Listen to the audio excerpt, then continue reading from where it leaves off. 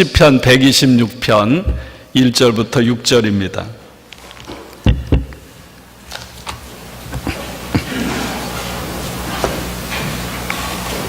시편 126편 1절부터 6절.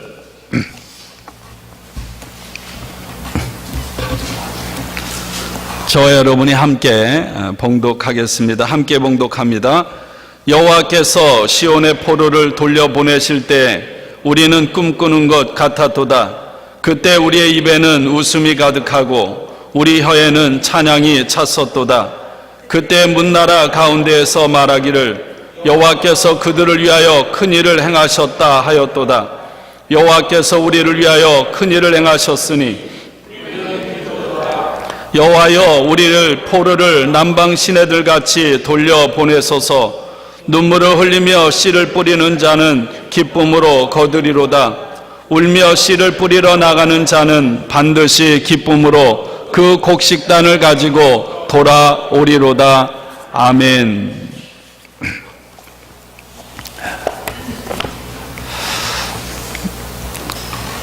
오늘은 종교개혁주일입니다. 종교개혁주일. 1505년 7월 2일 마틴 루터, 종교개혁자 마틴 루터는 친구와 함께 부모님의 집에 다녀오다가 스토테른하임이라는 그 마을에서 길을 걷고 있었습니다. 그런데 갑자기 폭우가 쏟아지면서 벼락이 내려쳤습니다. 마틴 루터는 벼락에 맞아서 그 자리에 쓰러졌고 함께 옆에 걸어가던 친구는 그 자리에서 즉사했습니다. 그것이 마틴 루터에게 충격을 주었습니다. 그 자리에서 루터는 수도사가 되겠다고 서원을 하고 곧바로 수도원으로 들어갑니다. 이 당시는 루터가 몰랐지만 이것이 종교개혁의 첫 출발이었습니다. 루터가 이제까지 믿어왔던 하나님은 무서운 하나님이었습니다. 먼저는 루터가 자란 가정의 엄격한 환경 때문이었습니다. 아버지 어머니가 굉장히 엄격했고요. 당시의 신앙, 가톨릭 신앙을 따라 엄격한 삶을 살았습니다. 어머니는 루터가 어린 시절에 이웃집 호두를 하나 훔쳤다고 해서 피가 나도록 그렇게 회초리로 때렸고, 아버지도 어떤 일로 루터를 때려서 그가 무서워서 도망친 적도 있었습니다. 또한 루터가 살았던 당시에 받은 교육은 루터로 하여금 마음을 무겁게 했습니다. 학교에서 매를 맞는 일은 다반사였고요. 그리고 종교적인 상황들로 인하여 루터는 어릴 때부터 마음속에 어떤 두려움과 공포심을 가지고 살아야 했습니다. 요즘에도 좀비 영화 이런 걸 보면 저는 아예 하나도 본 적이 없는데 사람들에게 그 공포, 두려움을 그렇게 심어주는 것 같습니다. 옛날에도요, 숲이나 바람, 물 이런 모든 자연 속에 귀신이 산다, 어떤 마녀가 산다고 믿었습니다. 그리고 교회도 끊임없이 지옥에 대한 공포, 이것을 강조하면서 전했습니다. 아마 저희 어렸을 때도 그랬던 것 같아요. 부흥회를 하면 강사님들이 오셔서 매일 하는 게 요한계시록에 새천년, 후천년 이런 얘기들, 휴거 얘기들 하면서 우리들을 공포 속에 그렇게 사로잡아 넣을 때가 참 많았던 것 같습니다. 루터는 또 교회에서 사제로서 사역을 하는데, 사제가 하는 일이 성찬식 아닙니까? 성찬을 통해서 실제로 예수님의 우리 가톨릭에선 그렇게 말하죠. 성찬을 할 때 실제로 내가 예수님의 살을 먹는 거고 예수님의 피를 마시는 것. 이런 걸 통해서 항상 하나님 앞에 벌벌 떠는 두려움과 무서움으로 지내야 했습니다. 이 무시무시하고 무서운 하나님의 진노 앞에서 우리들이 살아남을 길은 오직 하나, 성모 마리아, 그리고 그들이 믿는 성 안나신이 우리를 위해서 중보해서 기도해 주지 않으면 우리는 그 하나님의 심판에서 벗어날 수 없다. 이것이 루터가 살았던 시대의 그런 믿음이었습니다. 그래서 마틴 루터가 수도원에 들어가게 된 것이 하나님의 부르심에 대한 순종보다는 죽음에 대한 공포 때문이었다고 합니다. 수도원에 들어가서도요, 마틴 루터는 굉장히 철저하게 엄격한 규칙에 따라서 살았습니다.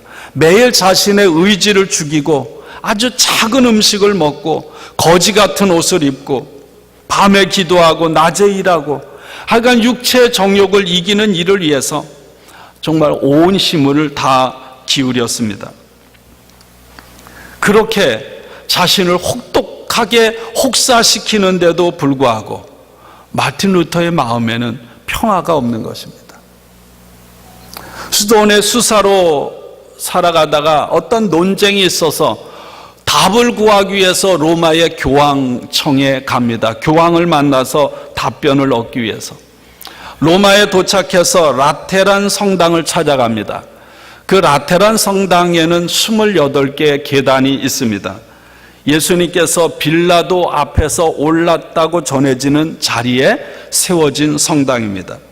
그 계단을 주기도문을 외우면서 한 계단 한 계단을 무릎으로 올라갑니다. 그 당시 신앙은 그 28개 계단을 무릎으로 기도하며 주기도문을 하면서 올라가면 우리의 조상들이 연옥에 떨어져 있던 조상들의 믿음이 조금씩 천국으로 그렇게 올라가게 된다고 하는 그런 믿음을 가졌습니다. 루터도 그 믿음을 따라서 그 28개 계단을 무릎으로 올라가면서 주기도문을 암송하고 그 계단에 입을 맞추는데도 아무런 마음에 변화가 없는 거예요. 기쁨이 없는 거예요. 여러분은 모두가 다 하나님을 믿는 하나님의 사람이요 그리스도인인데 여러분이 믿는 하나님은 어떤 하나님이신가요? 여러분이 믿는 하나님은 어떤 하나님일까? 혹시나 내가 하나님을 믿음에도 불구하고 루터가 경험한 것처럼 하나님을 무서운 하나님으로 여겨서 그 하나님 앞에 어떤 무거움을 가지고 여러분 신앙생활하는 분은 없는지요? 무서운 하나님을 우리가 믿으면 언제나 두렵고 공포스럽고 떨리는 삶을 살 수밖에 없습니다. 그러나 반대로 사랑의 하나님, 은혜의 하나님을 믿으면 그 사람은 언제나 행복하고 기쁨이 넘치는 자유로운 삶을 살게 되는 줄로 믿습니다. 예수님께서 이렇게 십자가를 통해서 이루신 사건을 사도 바울이 로마서 8장에서 이렇게 고백하지 않습니까? 이제는 그리스도 예수 안에 살아가는 자들에게는 결코 정죄함이 없으니 그리스도 예수 안에 있는 생명의 성령의 법이 너를 죄와 사망의 법에서 해방하였느니라. 오늘 이 은혜가 저와 여러분에게 있기를 주님의 이름으로 축원합니다. 젊을 때 길을 가다가 벼락을 맞아서 자신은 살고 옆에 친구는 죽는 그 일 가운데 하나님께서 루터를 부르셨습니다. 그리고 그 순간부터 수도원에 들어가서 수도자로서의 삶을 살게 했습니다. 그리고 부패한 로마의 교황청의 세력에 대항해서 교회를 새롭게 하는 그런 길로 루터가 나아가게 되었습니다. 여러분, 루터가 하나님 앞에 부르심을 받는 그 순간까지의 삶은 이 공포의 하나님, 무섭고 두려운 하나님에서 은혜로운 하나님, 사랑의 하나님으로 변해가는 평생의 성화의 과정이라고 사람들은 말하고 있습니다. 스토텔은 하임에서 벼락으로 만난 하나님, 그는 날마다 몸부림치면서 기도 가운데 하나님의 말씀을 연구하는 가운데 여러분 그 하나님을 벗어버리고 은혜 하나님을 만나게 된 줄로 믿습니다. 저와 여러분의 신앙 여정에도 이런 삶이 있길 원해요. 우리가 거룩해진다는 것, 우리가 날마다 예수의 장성한 분량으로 날마다 성화되어 간다는 것이 그런 것이죠. 두려움의 하나님에서 은혜의 하나님, 사랑의 하나님으로 내가 하나님을 올바르게 만나가는 삶. 우리가 완전히 이 땅에 살면서 하나님을 완전히 이해할 수는 없잖아요. 하나님의 나를 향한 사랑을 우리가 100% 만날 수는 없잖아요. 아마 주님 앞에 가면 100% 만나게 되겠죠. 그 과정이 저와 여러분의 순례의 삶이 되기를 주님의 이름으로 축원합니다. 이것이 루터의 일생의 문제였어요. 어떻게 하면 의로운 하나님, 두려운 하나님에서 은혜의 하나님으로 넘어갈까? 이 두 가지의 갈등 속에서 몸부림쳐야 했습니다. 여러분은 어떠신가?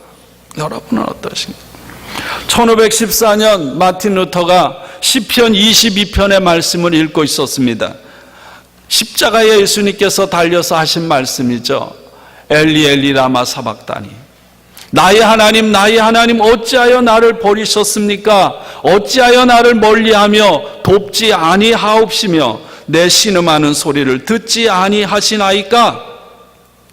이 시편 23편을 읽으면서 루터는 자신을 바라봤습니다. 자신의 죄 많은 비참한 모습을 바라봤어요. 그러다가 곧바로 루터가 깨닫게 된 것이 있습니다. 이 말씀은 내 속에 있는 내 비참한 모습을 그려내는 것이 아니라 나를 위해 죽으신 예수 그리스도의 그 십자가의 사랑을 표현하고 있는 고백이구나 하는 것을 깨닫게 됐습니다. 그래서 그 순간 이렇게 고백을 했다고 합니다. 어찌하여 하나님의 아들 예수 그리스도께서 버림을 당해야 했단 말인가?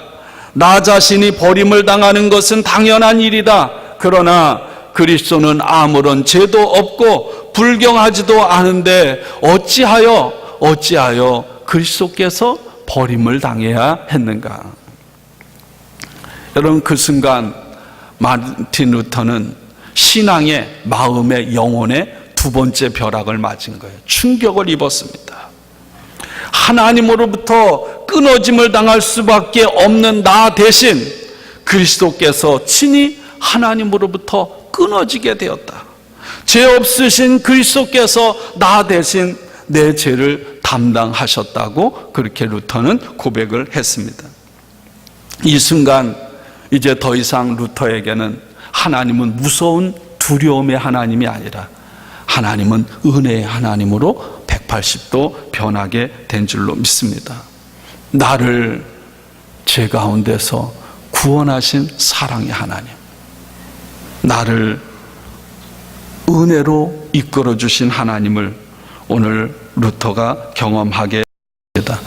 루터가 종교개혁을 일으키는 것은 여러 가지 복잡한 상황이 있지만 여러분, 그의 삶에 함께 하신 하나님의 사랑과 은혜 때문이었음을 믿습니다. 로마서 1장 17절 굉장히 중요하잖아요. 굉장히 중요한 말씀이죠. 이 루터가 성경을 연구하면서 이렇게 고백했습니다. 로마서 1장 17절에 있는 하나님의 의는 내가 어떤 노력을 하고 선한 삶을 살아서 하나님의 의를 만족시키는 그런 의가 아니라, 내가 애써서 이루는 의가 아니라 죄인인 우리를 의롭다고 여겨주시는 하나님 자신의 의라는 것을 깨닫게 된 거예요. 여러분, 이것이 루터가 종교개혁을 일으키는 그런 강력한 원동력이 되었던 것입니다. 이 사실을 깨달을 때 루터는요, 마치 천국문이 열리고 그 속으로 내가 힘차게 뛰어드는 것과 같았다, 이렇게 고백했습니다. 하나님의 의가 이제까지는 무겁게 나를 짓누르는 무거운 짐이었지만 이제는 하나님의 의가 나에게 사랑으로 다가오는 그런 달콤한 로맨스가 되었다고 고백을 하고 있습니다. 그 후 여러분, 루터는 흔들리지 않았어요. 교황과 맞섰을 때 죽음 앞에서도 여러분, 루터는 흔들리지 않았습니다. 여러분, 우리 찬송가에 보면 내주는 강한 성이요, 오늘 찬송 그거 부르나요? 예, 성금송에 그거 부르는데, 아침에 오다가 제가 FM 그 클래식 음악을 늘 듣고 오는데 오늘 거기에 딱 내주는 강한 성이요가 쫙 오케스트라에 맞춰서 나오더라고요. 야, 하필 오늘따라 이 찬송을 주시나, 얼마나 기쁘든지요. 여러분, 믿음이라고 하는 게 뭘까요? 폴 틸리는 이렇게 말했습니다. 우리가 하나님을 기쁘시게 하는 어떤 가치 있는 행동을 하는 것이 믿음이 아니라 우리가 하나님께 값없이 받아들여졌다는 것을 내가 받아들이는 것이다. 여러분, 이것이 믿음임을 믿습니다. 내가 괜찮은 사람이 아니라 여러분, 우리가 믿는 하나님 예수 그리스도께서 신뢰할 만한 분임을 믿습니다. 내 믿음이 큰 것이 아니라 여러분, 내가 믿는 하나님이 위대하심을 믿습니다. 여러분, 우리는 사도 바울의 고백처럼 질그릇과 같은 존재입니다. 다 그래요. 여러분, 정도 차이일 뿐 우리는 다 연약합니다. 나만 그런 게 아니라요, 내 옆에 있는 사람도 다 볼품없는 질그릇처럼 모나고 상처 입은 사람들입니다. 그러나 중요한 것은 우리 속에 동일한 예수 그리스도라고 하는 보배가 들어와 계심을 믿습니다. 우리 안에 계신 예수 그리스도, 내가 소유하고 있는 예수님이, 여러분, 그분은 내 믿음이 큰가 적은가, 내 믿음이 강한가 약한가 상관없이 오늘도 우리 안에 거하셔서 동일한 은혜로 함께 하심을 믿습니다. 하나님은 오늘도 우리들이 그 하나님의 은혜, 하나님의 사랑을 입고 살아가는 가운데 기쁨이 충만한 그리스도인이 되기를 원하시는 줄로 믿습니다. 기쁨이라고 하는 것, 보네포의 말, 제가 기쁨을 잃어버린 기독교는 기독교가 아니다, 이런 얘기 기억하실 것입니다. 여러분, 기쁨이라고 하는 것은 어떤 예수님을 믿는 사람, 그리스도의 제자가 되는 어떤 자격증이 아닙니다. 기쁨이 있으면 저 사람이 그리스도인이고 그런 자격 조건이 아니라는 거예요. 우리가 하나님의 사랑과 은혜 속에서 살아가며 주님과 만나서 교제하고 우리가 주님의 뜻에 순종하며 살아갈 때 자동적으로 열매로 주어지는 것이 기쁨인 줄로 믿습니다. 건강한 나무는 어떤 나무일까요? 뿌리를 땅속에 깊이 내려서 충분한 영양분을 공급받을 때, 여러분, 좋은 햇빛이 쬐어질 때 그 나무는 자동적으로 뭐가 나와요? 열매가 나오는 거죠. 기쁨은 그렇게 생명이 넘치는 것입니다. 마음의 평안으로 인해, 풍요로움으로 인해 내 중심에서부터 터져 나오는 것입니다. 모든 것이 하나님께서 원하시는 뜻을 따라서 우리가 그 안에서 순종하며 살아갈 때 우리를 둘러싼 상황과 상관없이 하나님께서 주시는 샬롬, 평화, 그것이 참된 기쁨인 줄로 믿습니다. 그래서 성경에서 말하는 기쁨은요, 내가 처한 조건, 내가 처한 상황과 상관이 없습니다. 여러분, 내 상황에 따라서, 환경에 따라서 기쁘고 기쁘지 않다면 아마 그것은 그렇게 오래가지 못할 것입니다. 기쁨은 우리가 돈으로 살 수 있는 것도 아니고요, 내가 몸부림쳐서 내가 기뻐해야 되겠다, 그래서 얻어지는 것도 아닙니다. 온 세상을 만드시고 사랑이 넘치는 부유하신, 풍요로우신 하나님, 그분의 사랑, 그분의 은총에 매일매일 응답하면서 엄마 품에 있는 어린아이가 엄마의 사랑에 눈을 맞추면서 날마다 응답하면서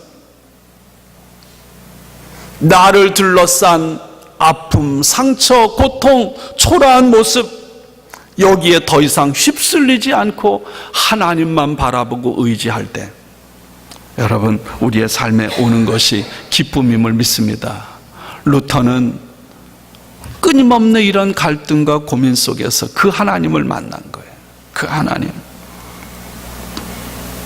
언제나 내 자아, 내 능력, 내 잘남, 그것이 아니라 어떤 상황 속에서도 나를 향해 탕자에게 아버지가 베푼 그 사랑처럼 후하게 베푸시는 하나님 안에, 그리스도 안에 거하기만 하면 그 안에 거하는 사람들은 하나님께로부터 오는 기쁨이 주어지는 줄로 믿습니다.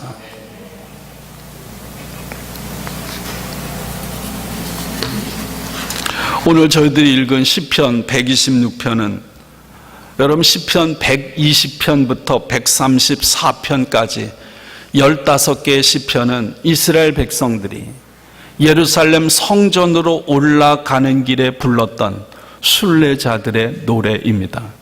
저는 오늘 이 노래가 매주일 하나님의 전을 찾아 나올 때, 아니 하나님 영원한 본향 하나님을 향해 다가가는 저와 여러분의 순례자의 길에 우리들이 부르는, 우리의 상황 처한 형편과 상관없이 부르는 저와 여러분의 고백, 저와 여러분의 노래가 되기를 원합니다. 하나님을 찾고 하나님을 바라보고 예수님의 제자가 되어서 주님 가신 길을 따라가는 우리의 신앙 여정이 오늘 이와 같이, 그리고 오늘 특별히 126편에는 기쁨이 넘치는 것처럼 저와 여러분의 삶에 기쁨이 날마다 넘치기를 주님의 이름으로 축원합니다. 오늘 3절 말씀 한번 보세요. 3절 여호와께서 우리를 위하여 큰 일을 행하셨으니 우리는 기쁘도다. 오늘 이 시편 126편의 6절의 짧은 구절 속에 중심 단어는 우리는 기쁘도다. 우리는 기쁘도다. 이 예루살렘 성전을 향해 함께 올라가는 순례자들이 함께 고백하는 거예요. 오늘도 이스라엘 백성들은 함께 이 시간 이 노래를 하고 있습니다.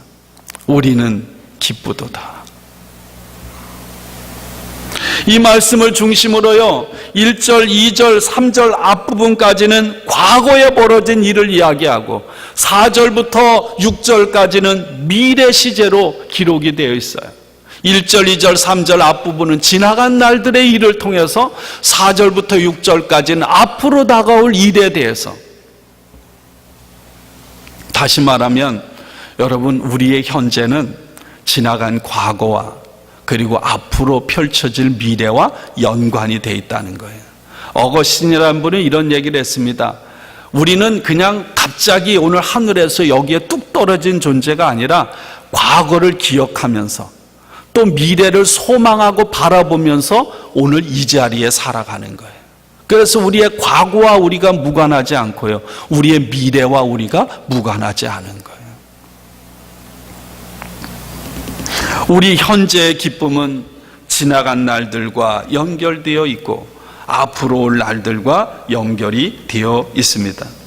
한순간 갑자기 왔다가 한순간에 아침 안개처럼 싹 사라진다면 그것은 진정한 기쁨이 될 수가 없을 거예요. 오늘 1절 이렇게 노래하죠. 여호와께서 시온의 포로를 돌리실 때 우리는 꿈꾸는 것 같았도다. 그때 우리 입에는 웃음이 가득하고 우리의 혀에는 찬양이 찼었도다. 그때 문나라 가운데서 말하기를 여호와께서 그들을 위하여 큰 일을 행하셨다 하였도다. 여호와께서 우리를 위하여 큰 일을 행하셨으니 우리는 기쁘도다. 하나님께서 우리를 위해 행하신 큰 일이 뭘까요? 이스라엘 역사에서 하나님께서 행하신 가장 큰 일이 뭘까요? 여러분, 430년 동안 지옥과 같은 애굽에서의 종살이, 막판에는 어떻게 합니까? 가혹하고 혹독한 노동을 시키지 않아요? 아예 이스라엘 백성들의 씨를 말리기 위해서 남자아이가 태어나면 다 죽이라고 명령하지 않습니까? 이 절망이 최악의 상황에 도달한 그 순간 어느 날 갑자기 이스라엘 백성들에게 해방이 찾아온 거예요. 자유가 찾아온 거예요. 누가 하신 것입니까? 하나님께서 하신 거죠. 하나님께서 모세를 통해서 애굽에서 종살이하던 백성들을 건져내시는 거예요. 그리고 홍해에서 애굽의 군대를 하나님께서 몰살시키고요, 이스라엘 백성들을 구해냈습니다. 이런 이야기를 시작으로 성경에는 지나간 날들의 이스라엘 백성들에게 행했던 하나님의 구원 역사들로 가득 차 있어요. 그리고 오랜 세월이 지났습니다. 오랜 세월이 지났어요. 바벨론 군대가 이스라엘 유다를 침략했습니다. 예루살렘이 1년 반 동안 포위를 당하고 결국은 바벨론 군대에 의해서 멸망을 당합니다. 바벨론 군대는요, 대부분의 사람들을 죽이고 1만 명의 이스라엘 백성들을 근 1000km에 달하는 사막을 포로로 끌고 잡아갑니다. 그리고 유배지에서 남은 인생을 보내게 만들어요. 물론 바벨론이 이스라엘 민족을 포로로 끌려가서 노예로 삼지는 않았어요. 대제국의 통치 방식대로 그들의 나름대로의 문화를 인정하고 공동체 생활을 유지하도록 했습니다. 어떤 사람은 그 땅에 살면서 열심히 부자가 되기도 했고 터를 잡아가기도 했습니다. 그러나 여러분, 바벨론의 포로의 삶은 비극이요 고통이었습니다. 여러분, 일본에 36년 동안 우리나라를 빼앗겼을 때 일부의 사람들은 번영을 누리기도 했지만 우리나라의 대부분의 삶이라는 것은 잘 나가던 사람이나 그렇지 않은 사람이나 고통이요 씻을 수 없는 비극이고 아픔이었던 것입니다.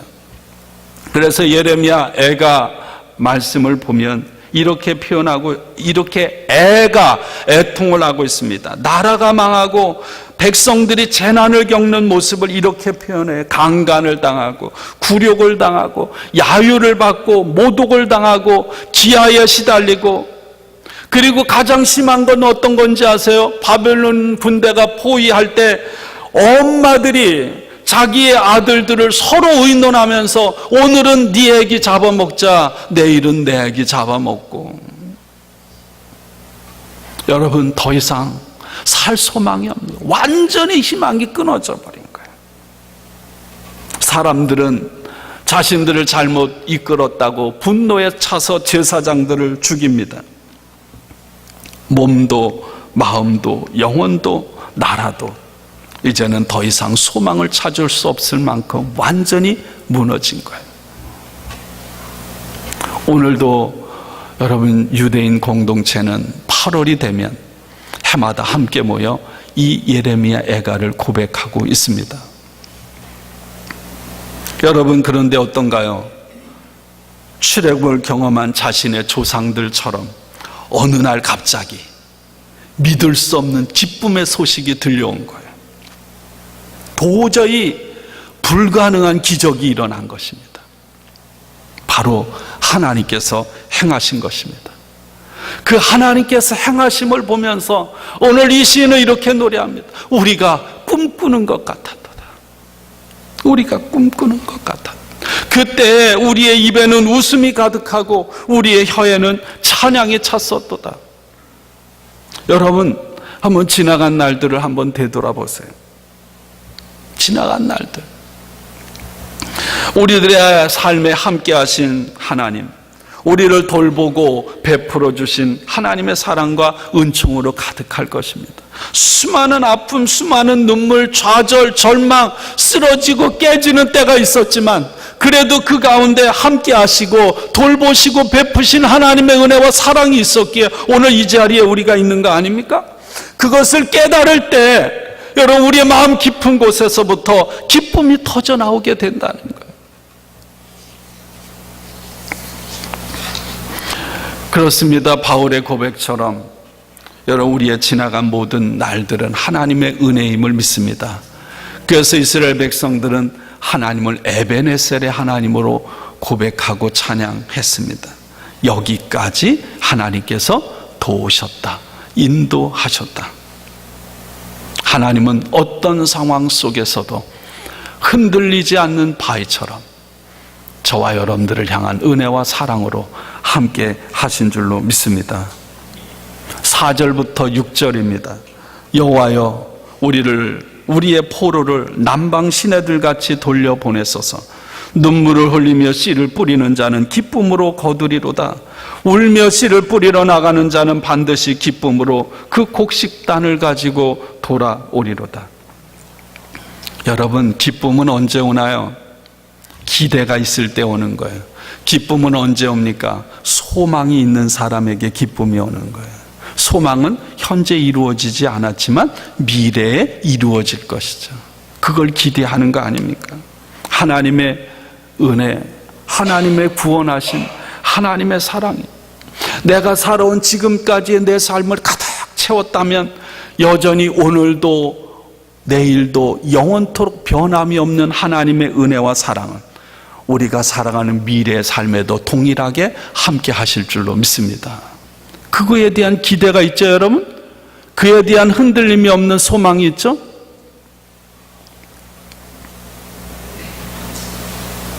우리가 잘못했다고요, 하나님 삐져서 우리를 상하신 은혜와 사랑의 방법을 바꾼다든지, 여러분 그렇지 않아요.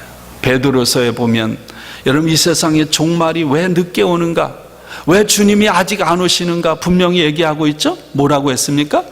단 한 사람이라도 멸망당하지 않도록 하기 위해서.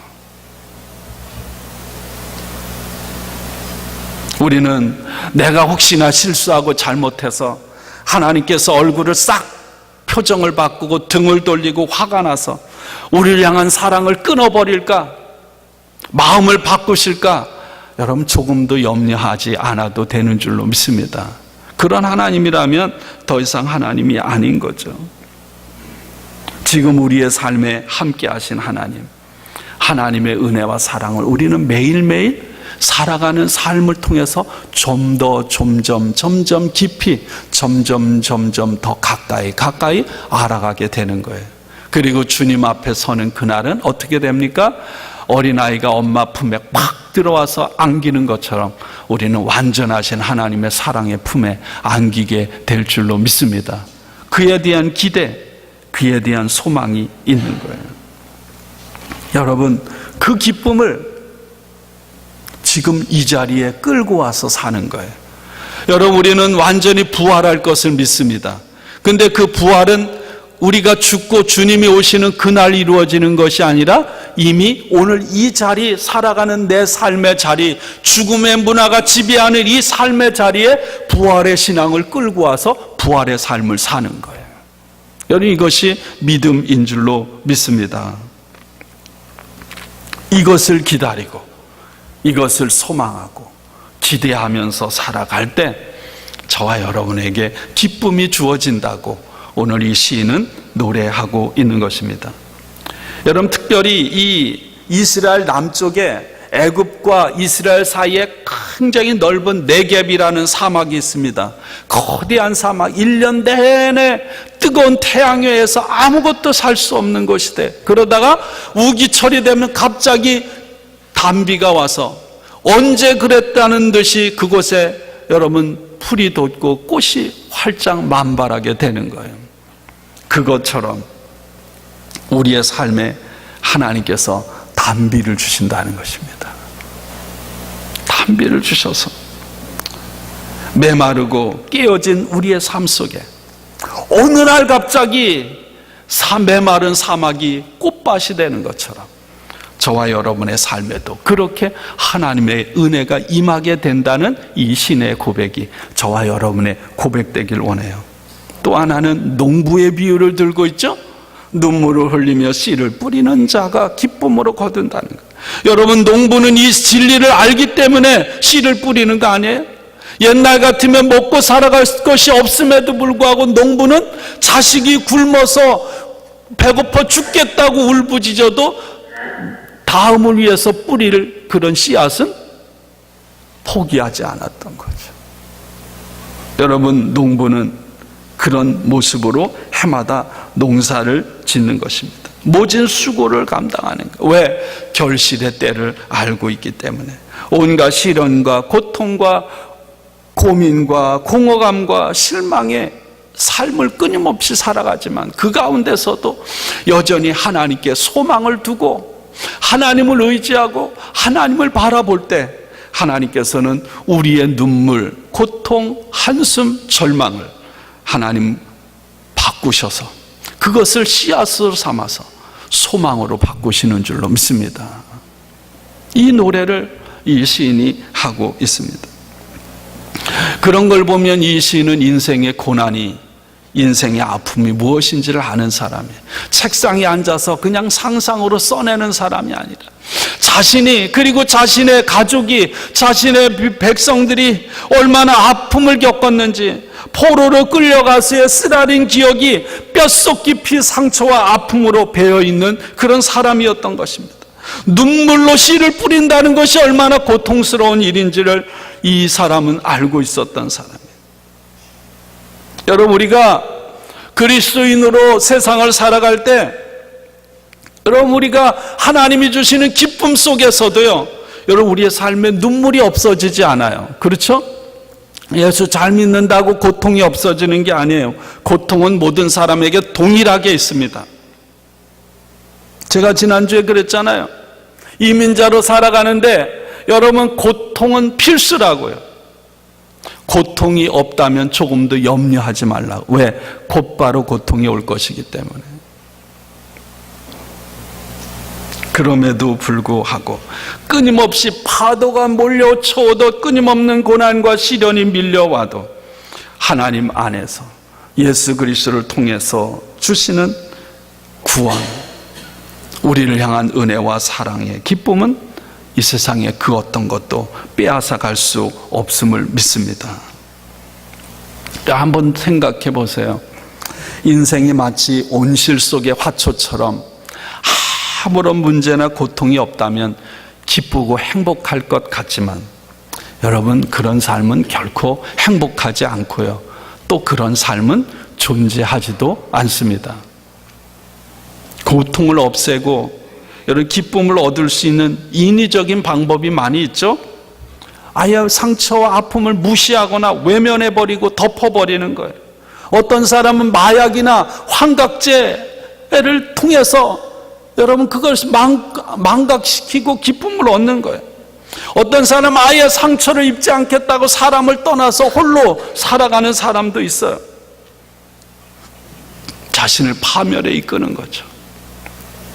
어떤 사람은 여행을 하거나 오락을 통해서 그나마도 기쁨을 얻으려고 해요. 이거는 그래도 좀 더 나쁘지 않은 건전한 방법 같습니다. 그러나 여러분, 그것이 우리의 삶에 영원한 기쁨을 줄 수가 없는 것을 우리는 다 시인할 수밖에 없을 것입니다. 진정한 기쁨은 하나님께서 우리 안에, 우리를 통해 일하실 때, 주님께서 우리 안에 거하실 때 주어지는 줄로 믿습니다. 여호와께서 시온의 포로를 돌려보내실 때 우리의 입에는 웃음이 가득하고 우리의 혀에는 찬양이 찼었도다. 아무것도 하지 않을 때 기쁨이 주어지는 것이 아니라, 여러분, 우리가 하나님이 기뻐하는 일에 우리의 삶을 던질 때 여러분, 기쁨에 흠뻑 빠져들게 되는 거예요. 어떤 사람들은 선교를 가서 여러분, 정말 처절한 사람들을 위해 자신의 시간과 자신의 물질과 자신의 재능을 드릴 때 그 어디에서도 얻을 수 없는 기쁨을 얻잖아요. 하나님이 기뻐하는 일에 내 모든 것을 던질 때 여러분, 그 사람에게 하나님께서는 기쁨을 주시는 줄로 믿습니다. 눈물을 흘리며 씨를 뿌리는 자는 기쁨으로 거둔다. 울며 씨를 뿌리러 나가는 자는 반드시 기쁨으로 그 곡식단을 가지고 돌아온다. 사랑하는 여러분,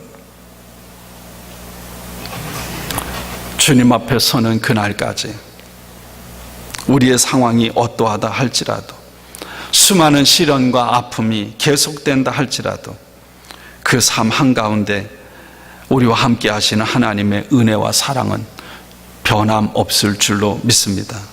그분은 분명히 이 시인의 고백처럼 저와 여러분의 삶에 오셔서 우리의 눈물을 닦아 주실 것이고요, 저와 여러분의 삶을 부활의 생명으로 충만하게 채우실 줄로 믿습니다. 바울은 감옥에 갇혀서 이렇게 편지했습니다. 주 안에서 항상 기뻐하라. 내가 다시 말하노니 기뻐하라. 오늘 하나님의 성전으로 올라가며 부르는 노래, 날마다 저와 여러분들이 하나님의 전을 찾을 때, 그리고 하나님 전에 나와서 예배를 드리고 우리 세상의 삶의 자리로 흩어져 나갈 때, 또한 저와 여러분이 주님 앞에 서는 그날까지 순례자의 삶을 살아갈 때 어떤 일을 만나든지 우리를 향한 하나님의 사랑과 은혜를 기억하며 또 하나님의 약속을 끝까지 붙드는 가운데 오늘 이 시인처럼 저와 여러분의 삶에 입에는 웃음이 가득하고 혀에는 찬양이 가득한 그런 기쁨의 삶을 살아가시기를 주님의 이름으로 축복하고 축원합니다.